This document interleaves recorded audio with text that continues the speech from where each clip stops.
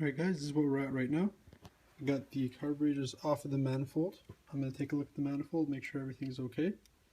Clean it all up, and I got to take a micrometer and make sure that the thickness here lines up with the thickness of my exhaust manifold so that when I mount it there's going to be no problems. And then I'm probably going to go ahead and mount at least the exhaust manifold, pretty much, or the intake manifold right away, and leave it on the car while I rebuild the carbs. Not sure if I'm going to do a full rebuild or just sort of a quick clean on the inside. That's to be determined by how they look on the inside. They're kind of rough on the outside, but I took a quick look under the air cleaner and they're starting to look pretty good, so keep you guys posted. Alright, so it's the next day. I took a bit more of a closer look at these guys over here, and unfortunately it's pretty dirty on the inside. Nothing's broken, nothing's really damaged, but it definitely needs to be rebuilt properly.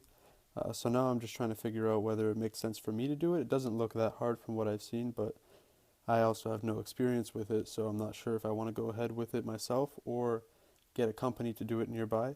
I'm going to go ahead and get a quote on that when on Monday when they open up, and we'll see what they want. As for the manifold, it turns out that the thickness here of the flange is actually different from my exhaust thickness, so I'm going to have to modify the spacers a little bit so that it mounts all flush. It's going to take a little bit more work.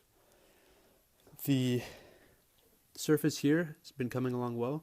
Still some grind to clean up, but getting much cleaner. This stuff is all on pretty well though, so got to get something a little bit harder to scrape it off with, and more WD-40, more cleaner. Then I have to tidy up all these extra coolant lines, change the fuel pump, and finally, yesterday on the spare hatch, we took a couple shots at mounting the spoiler.